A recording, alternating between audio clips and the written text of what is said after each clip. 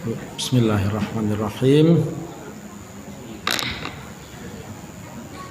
Assalamualaikum warahmatullahi wabarakatuh.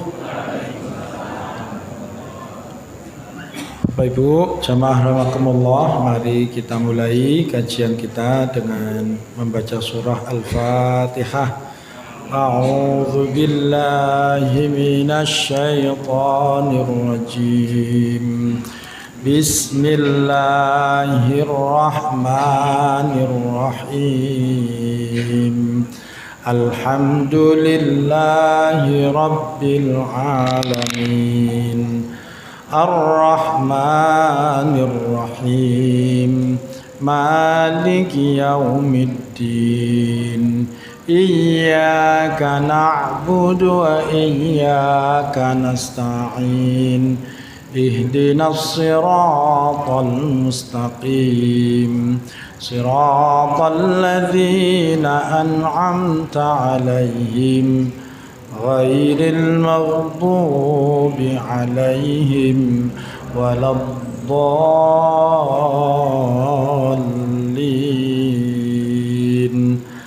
Amin.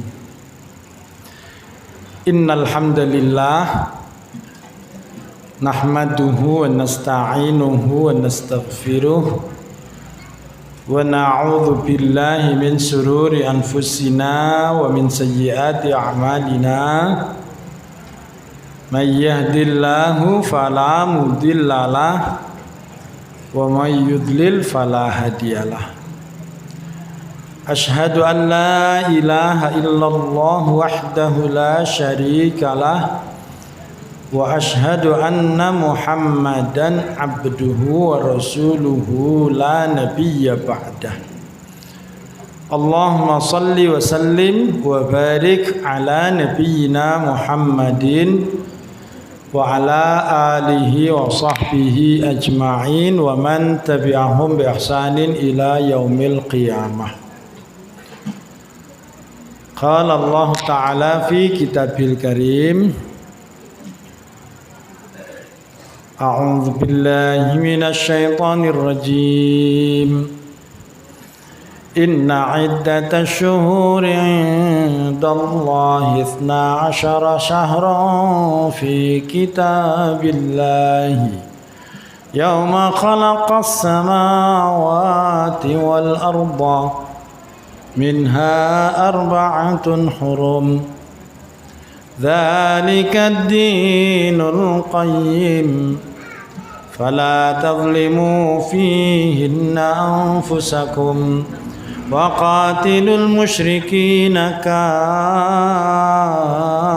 kaffatan kama yuqatilunakum kaffah wa'lamu annallaha ma'al muttaqin. Amma ba'du fa ya ibadallah usikum wa nafsi bitaqwallahi haqqa tuqatih la'allakum turhamun.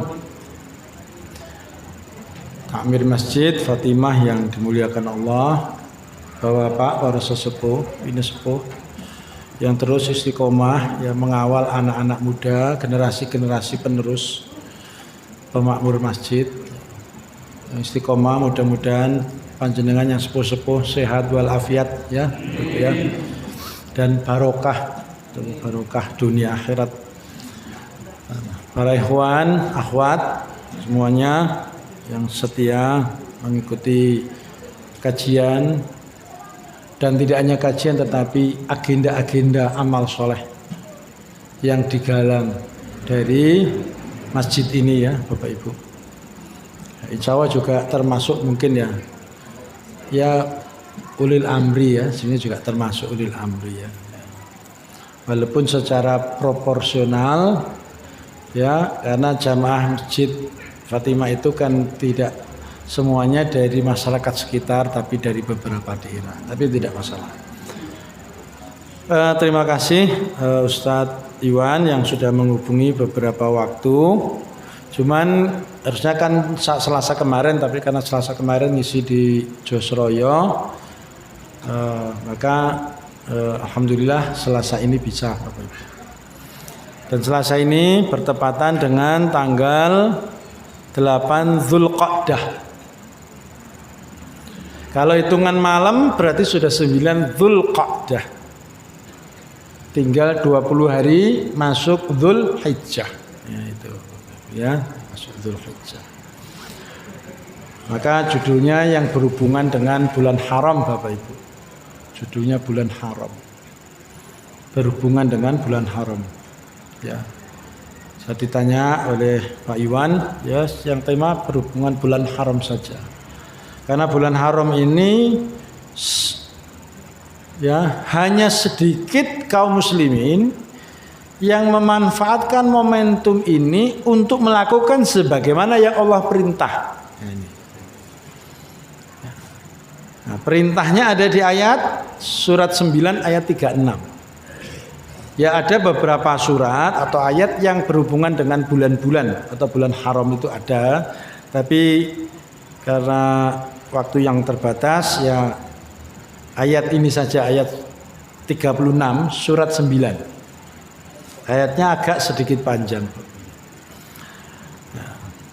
Dan seingat saya juga ayat ini sudah sempat juga kita sampaikan, sempat ya. Ya ini mungkin sedikit murojaah. Ya, murojaah mengulang apa yang mungkin dulu-dulu atau tempo-tempo hari beberapa tahun yang silam sudah pernah saya sampaikan. Tapi tentu dengan suguhan yang berbeda karena kasusnya juga berbeda. Hanya soal contoh kasus. Ya, ya. Tetapi hakikatnya dasarnya tidak berubah. Dari zaman dulu sampai hari ini, semenjak Allah menurunkan Nabi Adam, sejak Allah menciptakan Nabi Adam, tabiatnya, kemudian pola perilaku manusianya cuma terkelompok orang beriman, orang yang bertakwa, orang kafir dan orang munafik. Sudah, tinggal itu saja. Nah, sebelum masuk lebih jauh, jamaah sekalian bisa lihat di kalimat terakhir di ayat ini. Jadi kita coba lompati dulu di kalimat terakhir di ayat ini. Wa'lamu annallaha ma'al muttaqin. Ini berbicara tentang bulan haram dan kita ya juga sudah tahu lah namanya bulan haram itu Dzulqa'dah, Dzulhijjah, Muharram, Suro. Sama ada satu lagi Rajab. Ya, ini kan udah bulan Dzulqa'dah ya. Bulan haram diantaranya ayat ini. Sebelum Dzulqa'dah bulan Syawal. Nah, bulan Syawal biasanya ayat yang dipakai untuk halal bihalal Quran surat Ali Imran surat 133, surat 3 ayat 133. Ayat 133 kalimatnya ditutup dengan kalimat uiddat lil muttaqin wasari'u ila maghfiratim mir rabbikum wa jannatin ardhas samawati wal ard uiddat lil muttaqin. Surat 9 ayat 36 ditutup dengan kalimat wa'lamu annallaha ma'al muttaqin. Ali Imran ayat halal bihalal uiddat lil muttaqin. Ayat puasa ditutup dengan kalimat la'allakum. Tiga takwa semua Pak, dengan perubahan kata, tetapi yang dipakai ya kutiba alaikumusiyam la'allakum tattaqun wasari'u ila maghfirah uiddat lil muttaqin. Kalimat berikutnya alladzina yunfiquna fis sarra'i wad dharra'i, bicara infak, bicara menahan marah, bicara memaafkan manusia. Dan Allah mencintai orang-orang muhsin, orang yang melakukan sesuatu dengan yang terbaik, bukan ala kadarnya atau bukan standar. Tapi uiddatul lil muttaqin sambungannya alladzina yunfiquna. Al-Baqarah Alif Lam Mim dzalikal kitabul la raiba fihi hudal lil muttaqin alladzina yu'minuna bil ghaibi wa yuqimuna sholata wa mimma razaqnahum yunfiqun. Loh. Bicara takwa jalannya adalah infak. Sudah. Saya kira kalau itu sudah selesai. Di sini sudah selesai. Saya yakin Bapak Ibu semua sudah semangat infak itu. Sudah selesai ya. Kalau di ayat puasa rangkaiannya itu ada zakat ya, fidyah, ada fidyah.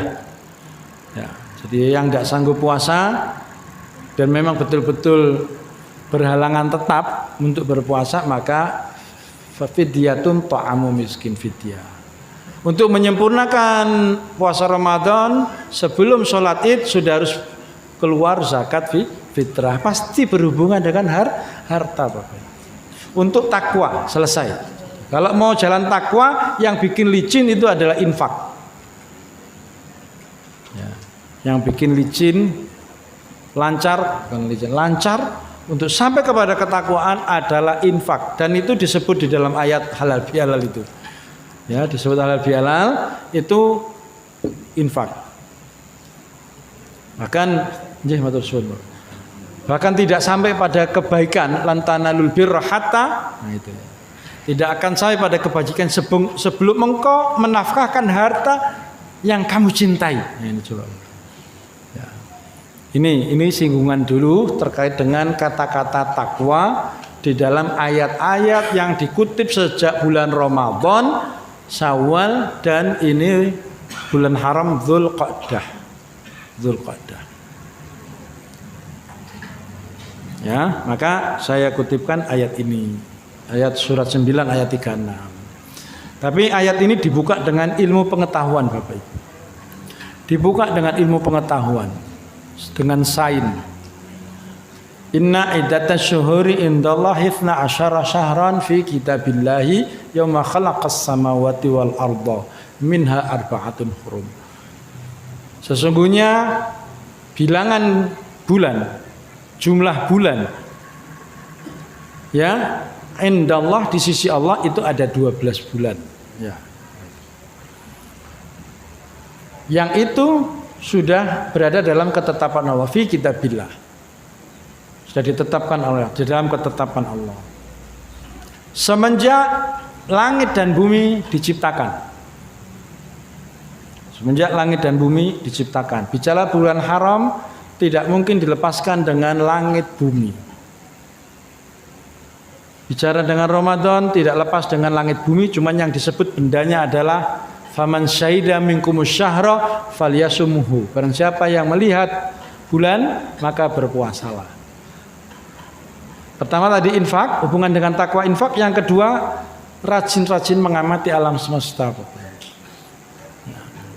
Ini perkara ini banyak orang meninggalkan. Karena mengamati alam semesta, wong setiap hari dilihat alam ngapain? Kan gitu toh, ngapain?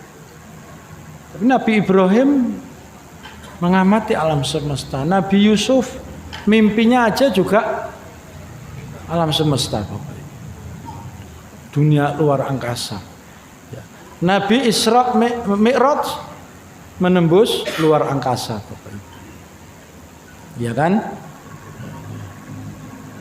Tapi ada yang Mi'raj satu hari 70 kali, Pak. Ya, naik turun Mi'raj itu berjumpa dengan Allah 70 kali saya. Ada itu. Ya. Ya. Yang kedua bicara tentang manusia itu harus respon terhadap kejadian alam. Karena peristiwa alam itu termasuk hidayah dan taufik yang sangat kuat. Itu nanti tekanannya dalam pembicaraan yang lain saja Bapak Ibu. Yang ketiga ya. Nah ini minha arba'atun hurum. Di dalamnya ada 4 bulan. Kita sudah tahu persis bulannya ini sudah jelas. Amalannya secara ilmu mungkin kita sudah tahu. Tetapi yang jadi masalah adalah ketika Allah menyebut 4 bulan itu berarti Allah menunjukkan kekhususan 4 bulan ini dibanding 8 bulan yang lain. Kan gitu. Allah menunjukkan kekhususan 4 bulan ini Dzulqa'dah, Dzulhijjah, Muharram sama Rajab dibanding dengan 4 bulan yang lain, 8 bulan yang lain. Bulan yang lain memiliki kekhususan tersendiri juga bisa Bapak Ibu. Ramadan punya kekhususan, mendekatkan diri kepada Allah, banyak tahajud, baca Quran. Tapi semangatnya sama, muhasabah. Muhasabah. Sama, introspeksi diri. Ini yang paling berat manusia itu. Kalau pepatah kita kan gajah kuman di seberang lautan tampak, gajah di pelupuk mata tak tampak. Ya, maka muhasabah ini perkara yang lebih berat lagi. Infak orang masih bisa karena menunaikan sesuatu dia sudah lepas tanggung jawab. Ya. Tapi kalau muhasabah, nah ini yang luar biasa Bapak Ibu. Nanti kita singgung sedikit apa kaitannya dengan muhasabah. Ada kekhususan di 4 bulan haram ini Bapak Ibu. Dan Allah memberikan petunjuknya demikian. Pemahaman sederhananya, kalau kita orang beriman pasti juga memperlakukan secara khusus ketika kita melalui bulan haram itu. Jadi kita tidak samakan dengan bulan yang lain. Ini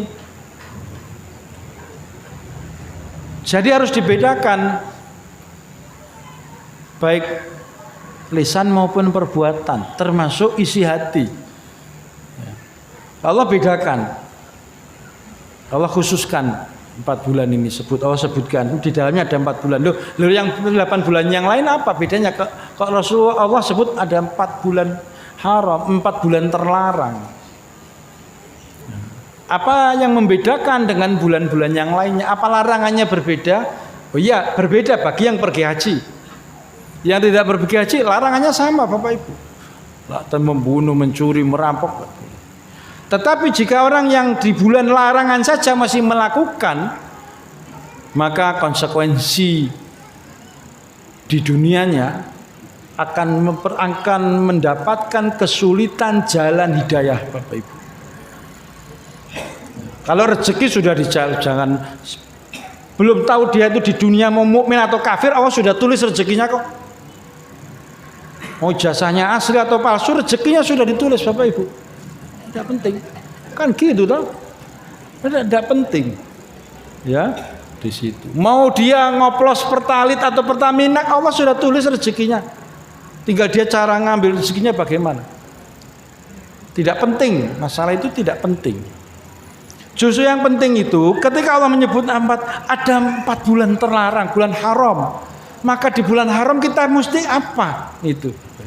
Karena jika kita memperlakukan sama, maka kehidupan kita semakin tua juga tidak akan ada perubahan. Maka ayat ini bisa membantu menganalisis. Jika seseorang itu tidak ada perubahan dalam dirinya, berarti dia melewati bulan haram itu sama saja dengan bulan yang lainnya. Karena Allah membedakan atau mengkhususkan. Sedangkan orangnya tidak membedakan, maka perjalanan hidupnya semakin tambah umurnya, tidak akan ada perubahan dalam diri. Nah, apalagi sampai melakukan apa yang Allah larang. Bulan haram dikasih jatah haji 20.000 dibagi rakyat Indonesia 10.000, sing 10.000 didol dewi di bulan haram Pak. Pelakunya apa memang kafir? Enggak, pelakunya muslim. Bapak ibunya, keturunan ke atasnya kiai nyai. Apa yang salah dari keturunannya? Lingkungannya pesantren. Dari garis istrinya ke atas sama Pak. Coba. Kalau ditanya apa wong iku ora salat, ya salat. Lah kok masih begitu? Apa ora zakat? Ya zakat. Ya poso. Ya kaji, ya umroh. Tapi kenapa masih ngemplang? Coba Pak. Masih melakukan tindakan mutafifin. Mengurangi takaran. Maka Allah katakan celaka. Di bulan haram lagi. Coba Pak. Ini salah satu contoh. Contoh yang apa? Lu apa yang salah? Kadang saya itu berpikir orang itu sudah ibadah, sudah sholat, zakat, puasa, haji, bahkan sudah umroh. Tapi kenapa dia masih saja melakukan kejahatan? Apa masalahnya? Apa yang salah ibadahnya? Yang salah dirinya sendiri toh. Yang salah dirinya sendiri. Apa yang salah dari dirinya? Kalau kita tanya lagi. Salah menungso itu di mana? Dalam dirinya itu apa yang salah? Tidak ada salah ciptaan Allah, tidak ada yang salah. La tabdila li khalqillah. Maka di ayat itu disebutkan minha arba'atun hurum dzalika dinul qayyim. Siapa yang berada tegak lurus di bulan haram itu, ya, dia sudah berada pada jalan agama yang lurus. Dzalika dinul qayyim. Berada pada agama yang lurus, kenceng. La tabdila li khalqillah kan, fala tazlimu finna. La tabdila li khalqillah itu di surat, di ayat yang lain, surat Ar-Rum juga ada ayat 30 itu. Ya. Orang yang lurus, dzalika dinul qayyim, itulah agama yang lurus. Artinya kalau kita ingin menjadi hamba Allah yang bertakwa, di kalimat akhirnya itu kan wa'lamu, ketahuilah annallah, bahasanya Allah itu membersamai ma'al muttaqin, bersama orang-orang. Kalau kita ingin menjadi orang yang bertakwa, karena Allah hanya mau membersamai, mendampingi orang yang bertakwa, itu adalah orang yang bertakwa. Cuman syaratnya Allah memberitahu di sana, di 4 bulan haram itu terdapat jalan agama yang lurus. Apa perintahnya? Cuman satu, Bapak Ibu sekalian. Perintahnya cuma satu taktil. Fala tazlimu fihinna anfusakum. Baru argumentasinya dilanjutkan pada kalimat berikutnya.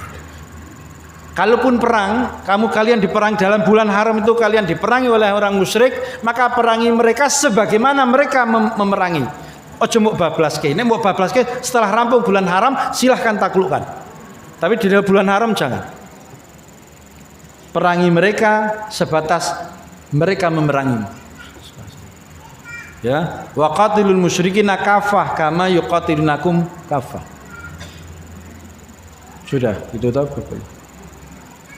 Urusan perang saja hanya sebatas itu, karena bulan haram bulan terlarang. Terlarang untuk melakukan apa? Berbuat zalim. Fala tazlimu fihinna anfusakum. Jangan berbuat zalim. Jangan membuat gelap kehidupan. Kira-kira begitu, Pak. Jangan kau bikin gelap hidupmu. Ojo mari peteng urip. Uripmu ojo mbok gawe peteng. Kalau di bahasa Jawa kan gitu, Pak. Fala tazlimu fihinna. Uripmu ojo mbok gawe peteng. Dan penyebab kegelapan itu apa? Pasti melanggar yang namanya yang Allah larang. Jadi bukan soal kebaikannya, Pak. Kebaikan tidak ada berarti. Saya tanya, misalnya saya dapat jatah karena Pertalite tak jual Pertamax, Pak. Dapat jatah 1 triliun. 1 triliun, wong itu 1000 triliun kerugian materialnya, Pak. Belum kerugian rakyat Indonesianya loh, Pak. Ya, 1 triliun misalnya. Tapi kemudian setelah saya terima itu, saya tahajudnya mempeng, Pak. Tahajudnya mempeng. Saya infakkan 50%, 500 miliar saya sedekahkan. Saya dirikan pondok pesantren, saya dirikan ini, panti ini, 500 saya habiskan pokoknya. Saya kira nghabiskan 500 miliar itu mungkin saya ketahuan entek gue, coba. Terus hari-hari saya sampaikan tahajud sampai jidat berdarah-darah, Pak. Kira-kira dosa saya diampuni tidak, Bapak? Nah, ini kira-kira gimana ini? Kalau diampuni mau nggak melakukan itu, Bapak? 1 triliun loh, Pak. Itu 1000 triliun itu kalau dibagi 1000 orang yang berjamaah melakukan korupsi itu, Pak, ada 1000 orang. 1000 triliun ada, anggap aja 1000 orang, 1 triliun, Pak. Coba. Lo kan berbuat baik itu menyumbang pondok pesantren atau menjamin pondok pesantren tertentu, semua biayanya saya yang nanggung. Jadi yang 500 untuk keluarga sendiri, yang 500 miliar untuk untuk umat, kira-kira begitu. Tapi uangnya dari seperti itu. Dapat pahala enggak kebaikannya itu? Mungkinkah kebaikan itu bisa tumbuh dari keburukan? Tidak mungkin bisa. Kalau dalam bahasa keuangan namanya itu cuci uang. Dicuci. Sebenarnya uang kotor dilewatkan dulu supaya bersih. Ini maksudnya biar mencuci ini biar dapat pahala, tidak bisa. Tidak bisa. Kalau begitu enak. Ya, korupsi timah. Ya kan? Timah 300 triliun dapat bagian 6,5 triliun, penjara 6 tahun. Wah, keluar umroh langsung Pak. Kira-kira gimana? Ustaz Munawar gimana? Langsung Allah hapus dosa-dosanya, atau keluar haji. Allah menghapus semua dosanya haji. Keluar dari sana haji dia Pak. Diampuni tidak dosanya kira-kira? Ini kita berpikir, afalat taqilun, berpikir mungkin enggak Allah akan hapus dosanya orang yang seperti itu. Orang yang sudah melakukan mutaffifin, orang yang mengurangi takaran. Kudune tukune Pertaminak dibati dia dijual Pertaminak. Pertamak. Tukune Pertalit ditole Pertamak. Sudah kurangi takaran itu. Andai kata dia kembalikan itu, Pak. Kerugian negara dibayar 1.000 triliun itu. Ada enggak selain itu yang dirugikan? Ya, ada enggak? Ada. Rakyat. Dia harus minta maaf kepada rakyat. Kalau harus semuanya 280 juta harus menyatakan Anda saya maafkan, baru bisa Pak. Kalau itu tidak terucap, maka dia akan diurus sampai di akhirat. Bisa.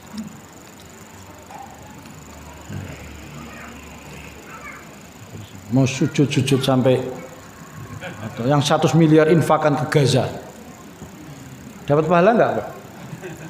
Dari hasil merugikan itu coba. Ini renungan. Ini kan enggak sampai Pak, enggak sampai. Ini perkara besar, ini perkara serius Pak. Makanya korupsi itu berat sekali Pak, Bapak Ibu, berat sekali. Beratnya luar biasa. Zina itu dosa besar, tetapi ketika orang taubat selesai Pak, tidak ada tanggungan lagi. Judi online punya utang, temui orang-orang yang dia rugikan, minta maaf, minta sepurani, minta ridhoni, saya tidak punya harta lagi. Ya orang mungkin masih punya rasa iba. Paling berapa orang, 5 orang, 10 orang yang dia rugikan, yang dihapusi kira-kira. Nah, kalau korupsi siapa yang dirugikan Pak? Bukan 1-2 orang, jutaan rakyat. Jutaan rakyat. Gimana untuk meminta maaf kepada jutaan itu? Tidak bisa. Berat Pak. Na'udzubillah min dzalik, korupsi. Beratnya. Bukan sekedar sarik, pencuri. Wailul lil mutaffifin, celaka orang yang mengurangi takaran. Ini kan takaran ini Pak. Ya, ini takaran. Dan apa? Kalau takarannya wis dijatah 20.000 jamaah haji tambahan kuota kok Saudi ya dumno 20. Aja sing mbok dumke 10.000, sing 10.000 didol dhewe, didol 200 300 juta maksudnya Bapak Ibu. Didolnya itu kan di situ. Gimana coba? Ya, terus misalkan itu semua gimana bisa ndak? Mungkin enggak kuota itu dikembalikan. Wis baca tak jipuk keliru, saya salah, insya tak kembalikan. Waktu sudah berlalu Pak, momentumnya sudah hilang. Gimana dia mau minta maaf kepada calon jamaah haji yang sebenarnya porsinya bisa berangkat, enggak bisa berangkat. Kemudian berangkatnya tahun depan, kemudian belum saya tahun depan dia mati. Gimana dia mau minta maaf Pak? Ya, silakan taubat di dunia, nanti di akhirat akan diusut. Berat itu, berat sekali. Kalau amalnya kebajikan tidak mampu menebus kebaikan itu, maka tebusannya adalah siksa dulu. Setelah bersih dosa-dosanya baru dia dimasukkan ke surga karena keislamannya. Karena keislamannya. Maka perintah Allah itu sebetulnya fala tadzlimu finna, saya renungkan ayat ini dan baca beberapa tafsir yang menambah kesan ya, seperti tafsir Said Qutub, tafsir Buya Hamka, keilmuannya ada di terangan sumbernya seperti tafsir Ibnu Katsir ya. Tabiat manusia itu bukan soal kebajikannya, semua manusia ingin berbuat baik. Semua manusia itu ingin berbuat baik. Tapi yang jadi masalah bagaimana dengan larangan wala taqrabu hadhihi syajarah, jangan kau dekati pohon ini. Didekati. Manusia memang salah. Mahallul khata' wan nisyan. Iya, manusia begitu, tetapi hebatnya langsung taubat. Hebat, langsung taubat. Nabi Ibrahim punya salah, Nabi Yunus punya salah, punya kekeliruan. Nabi Musa juga demikian. Tapi beliau-beliau ini langsung taubat, langsung minta maaf kepada Allah. Nah, jangan melakukan yang hak, jangan mendolimi diri sendiri. Nah, insya Allah jamaah rahimakumullah, kita ini dari perkara-perkara besar sudah selesai. Dosa-dosa besar kan? Musyrik, berzina, berjudi, durhaka pada orang tua, ya, dosa-dosa besar itu insya Allah kita terjauhkanlah ya. Tapi bagaimana dengan dosa-dosa yang bukan dosa besar? Ini ya. Rasulullah dalam khutbah wada, khutbatul wada, khutbah beliau pada saat wukuf di Arafah dalam haji beliau. Saudara-saudara bisa cek itu khutbah Rasulullah, khutbah wada Rasulullah, khutbahnya dalam haji wada, haji beliau ya sekali itu ya Rasulullah ya sekali ya, pertama dan terakhir ya sekali itu haji Nabi itu. Pada saat wukuf beliau khutbah. Nah, khutbahnya itu ada. Coba nanti dibaca lengkapnya, Bapak. Dan hebatnya sahabat itu, Rasulullah itu khutbah itu kan tidak mengulang. Sama seperti lazimnya orang kalau khutbah tidak mungkin diulang 2 kali, 3 kali satu kalimat itu yang dengarkan ya gimana. Rasulullah ya ngomong seperti biasa, tetapi daya rekamnya sahabat itu luar biasa loh, Pak. Khutbah dari awal sampai akhir, walaupun bukan khutbah yang panjang. Bukan khutbah yang panjang, tetapi dari awal sampai akhir itu sahabat tuh ingat lah. Kata-kata, kalimat-kalimat, detail-detailnya itu ingat. Pada sekali mendengar itu. Lah kita wis dungok berkali-kali, khutbah berkali-kali, ngaji berkali-kali, diwiridi berkali-kali. Lali terus ora eling-eling coba ya.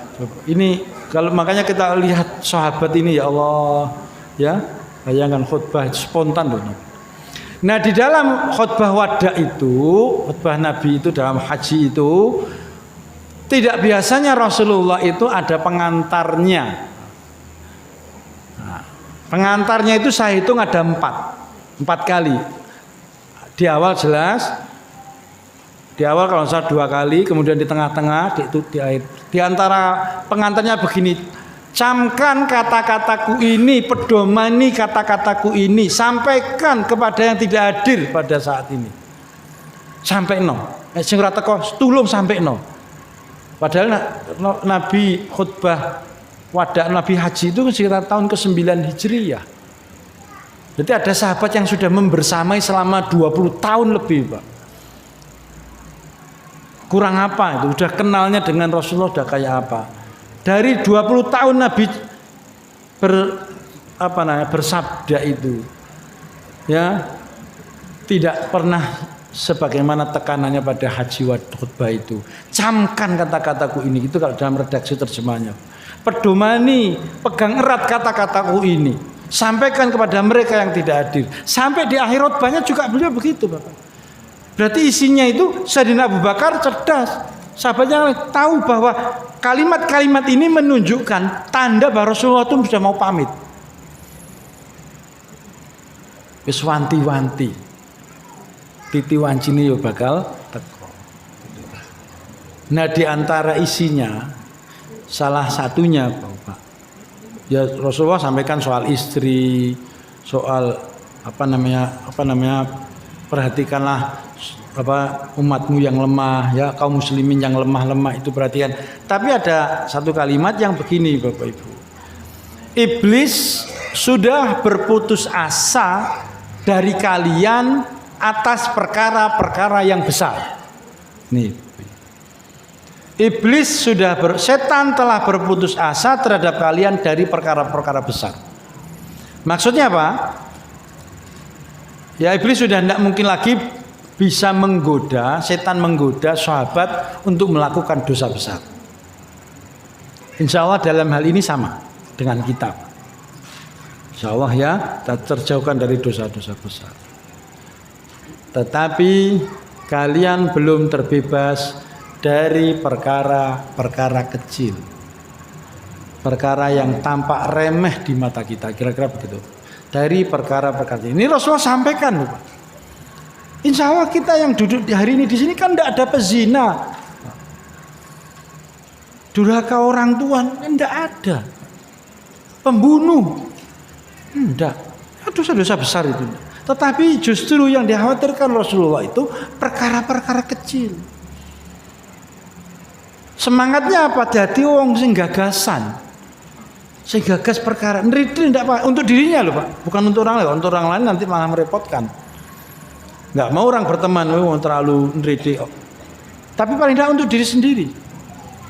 Memperhatikan hal yang kecil-kecil, mulai dari lisan omongan. Jangan-jangan omonganku itu pedes, sering menyakiti, melukai istriku. Ngomong sama suaminya juga demikian, atau ngomong karo anak sak cucu, ngomong karo anak, karo konco masjid. Ini hal perkara ini kan tidak terlihat toh Pak. Dalam kehidupan kita kan kita tidak pernah merasa. Dari sekian miliar umat Islam sing kroso, aku ternyata omonganku pedes ya karo wong. Coba Bapak, siapa yang menyadari ini? Ini kan perkara sulit. Sedangkan Rasulullah berpesan, perhatikan kata-kata itu. So, setan tidak mungkin goda kita untuk ngojok-ngojok kita untuk melakukan dosa besar, Bapak Ibu. Kita yang insya Allah yang hadir di sini terbebas dari dosa besar, tapi belum terbebas dari dosa kecil. Lisannya, perilakunya, ya. Nah, kalau di sini tidak tertib, Bapak Ibu. Insya Allah di sini tertib. Tapi ada juga sholat, nggawa anak dilala anake nuakali ra umum Pak. Takbir di kampung saya itu ada beberapa masjid. Sholat begini toh Pak. Jamaah ini depan ini. Bapaknya di sini, anaknya di sini. Tangannya itu dimasuki di cok-cokan itu. Ada cetekan cetak-cetek. Bapaknya diem toh. Bapaknya diem toh. Anaknya di sini. Ini sepele loh Pak. Ini sepele. Masalah sepele. Dalam ilmu kriminologi justru konflik-konflik besar itu justru dari masalah sepele. Ya, Perang Dunia I masalah sepele, Perang Dunia Kedua masalah sepele. Atau Perang Dunia Ketiga. Ya, sepele. Diomongke engko ya ora pantes, ora diomongke ora ngrumangsani, repot kan? Katanya kita ini adalah orang yang iso ngrumangsani, punya tenggang rasa yang tinggi.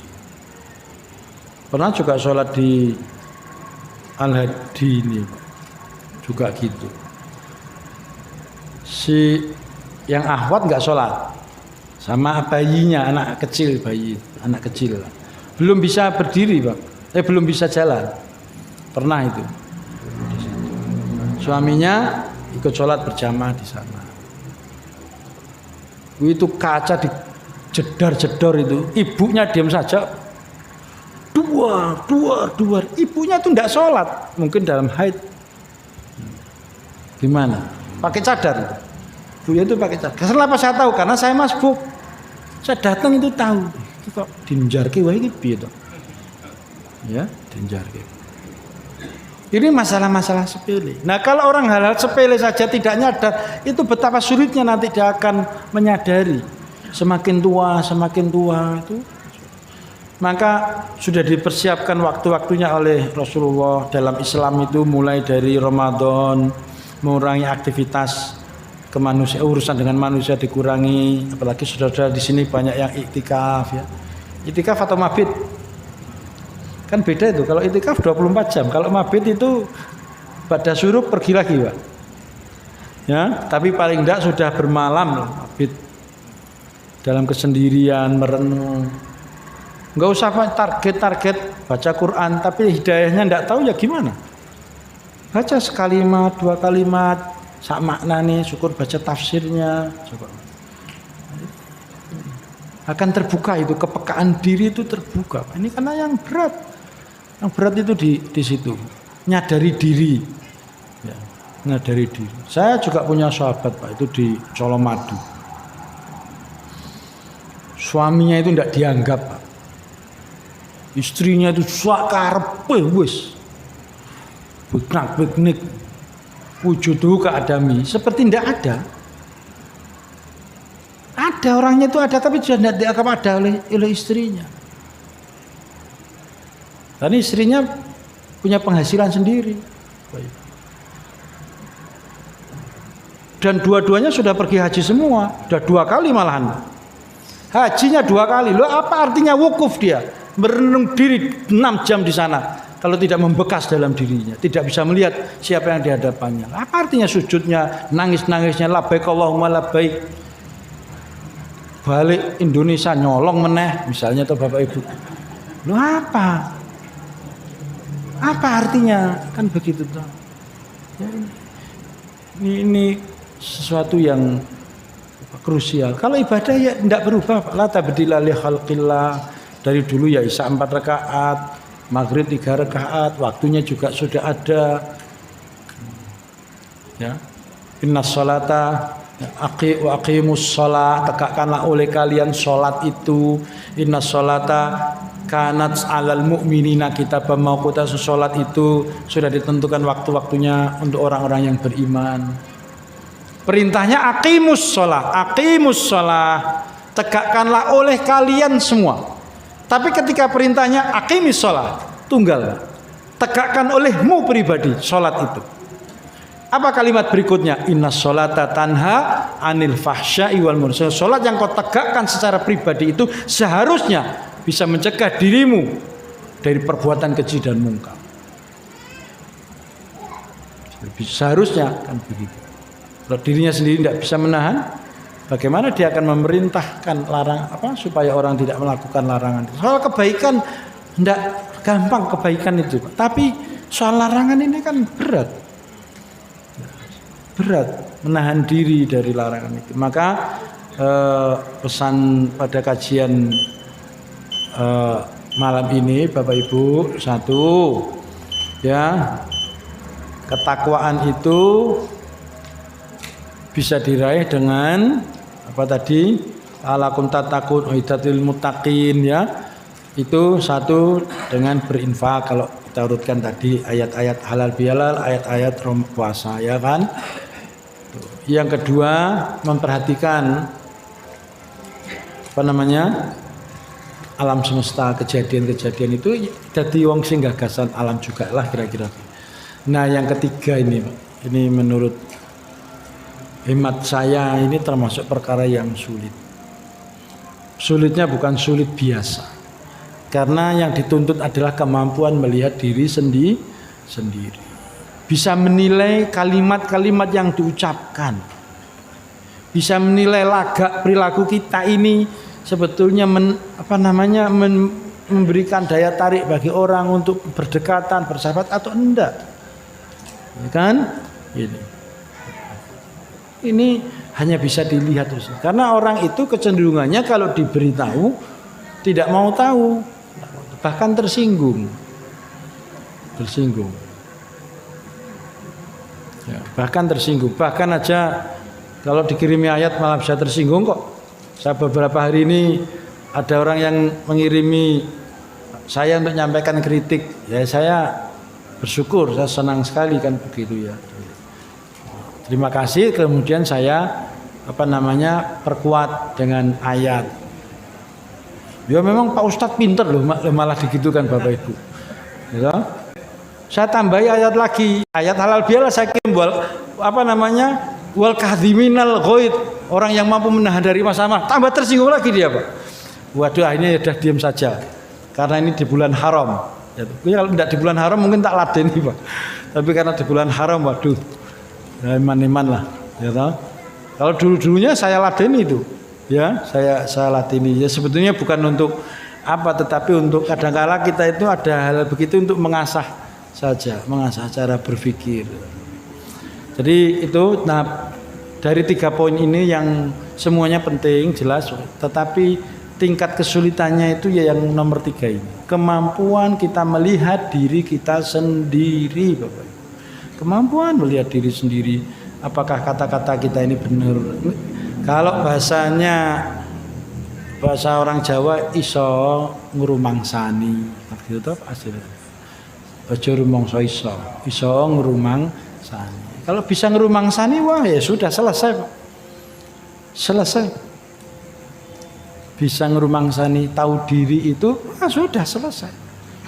Saya sebagai istri mestinya bagaimana? Walaupun saya itu punya penghasilan, tapi ya dia itu suamiku. Piye-piye. Walaupun saya ini sebagai laki-laki, tapi pun saya walaupun kepala rumah tangga, tapi kan dia juga manusia sebagai istri. Punya anak senakal-nakalnya anak ya, tapi bukan kemudian perlakuannya. Nah, coba. Jadi yang kasus-kasus yang kita dengar beberapa ini kan viral itu, seorang suami membunuh istrinya dikubur, toh, yang ada di sana. Lu apa? Masalahnya bukan masalah besar gitu. Bukan masalah besar. Tapi kenapa orang punya tabiat bisa seperti itu terkendali ya? Tawuran di mana-mana ya, di Jakarta tawuran di mana-mana. Jadi entuk apa? Dapatnya apa? Masih mending tawuran lahan parkir. Lahan-lahan itu memang ada duitnya. Lahan tawuran tidak ada lahannya, ngapa? Manusia ini gimana ya? Gitu ya. Jadi itu Bapak Ibu, terutama yang terakhir mohon di apa namanya? Memang ini agak lain, mungkin lah roto abot atau gimana lah. Bapak Ibu mungkin menilai apa namanya yang tersampaikan ini karena tidak ada amalan yang secara apa kelihatan, tidak ada, tetapi kemampuan kita untuk menilai diri kita sendiri, sehingga nanti ketika Bapak Ibu memasuki 10 hari di awal Dzulhijjah, maka apa yang kita lakukan itu merupakan amalan yang nanti Allah cintai. Sekalipun dengan jihad fisabilillah ya Rasul, iya sekalipun jihad fisabilillah, kecuali ya dia tidak datang lagi.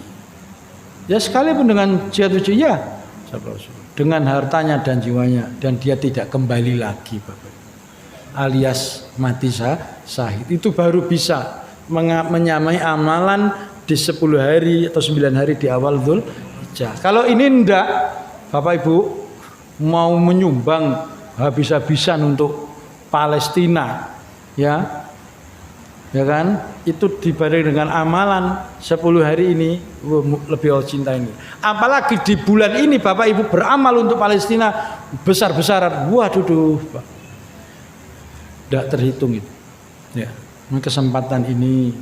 Tapi ini hanya bisa diraih bagi orang-orang yang peka dengan dirinya sendiri, sadar diri, iso ngrumangsani, tambah tua, tambah halus, tambah lembut, tambah kroso tingkat daya pekanya terhadap sesuatu. Oh aku ki njabati wis suwe. Ya toh? Gantian sing nom monggo. Ya kan? Ada sing 30 tahun nih bendahara masjid itu ora berubah-ubah toh, Pak. Oh, ada itu 30 tahun, Pak. 30 tahun lebih. Bendahara masjid itu 30 tahun. Umurnya orangnya saya sudah 75, Pak. Ya toh? Enggak bisa. Gimana coba? Sujud tiap hari tapi enggak ngerumangsani. 30 lebih dari 30 tahun itu dari tahun 90-an atau mungkin sebelum tahun 90-an sudah bendahara masjid kok. Sampai hari ini baru kemarin pergantian tahun 2025. Kalau dihitung dari tahun 90 sudah berapa? 35 tahun. Itu aja masih enggak terima. Enggak terima. Ketika ditawarkan jadi sesepuh, enggak mau kok. Gimana? Coba. Nah. Ini fakta bukan.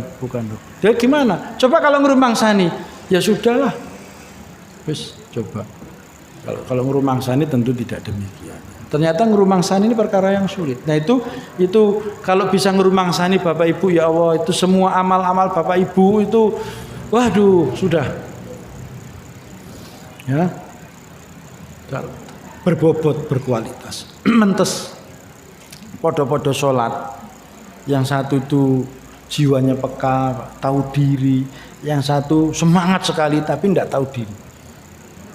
Sama ruku sujud rakaatnya sama, berjamaahnya sama, pada tempat yang sama. Ya, berbeda, Pak. Anggap aja podo-podo khusyuk. Ya. Tapi ini podo-podo khusyuk ya tidak mungkin sebetulnya ya. Ini orang yang rumangsa ini yang tahu diri ini. Ya, situ. Termasuk saya mendengarkan ceramahnya Ustadz Fahmi Salim juga begitu, Pak. Mengupas makna-makna bulan haram, haji, umroh itu. Kenapa orang itu harus tahallul, Pak? Kenapa lebih utamanya kalau digundul supaya ada regenerasi. Di umroh setelah tawaf sa'i itu setelah umroh gundul, Pak, gundul. Lebih daripada di tahallul cekrik sudah. Lebih baik senang digundul bersih. Supaya tumbuh lagi generasi berikutnya. Gimana coba? Demikian yang bisa disampaikan, sudah masuk waktu kelewat sedikit isya, Bapak Ibu, nanti lain kesempatan bisa kita sambung lagi. Mari kita akhiri dengan kafaratul majlis. Subhanakallahumma bihamdika asyhadu an la ilaha illa anta astaghfiruka wa atubu ilaik. Aqulu qali hadza astaghfirullahaladzim wa lakum billahi taufiq wal hidayah. Nasrun minallahi wa fathun qarib. Wassalamualaikum warahmatullahi wabarakatuh.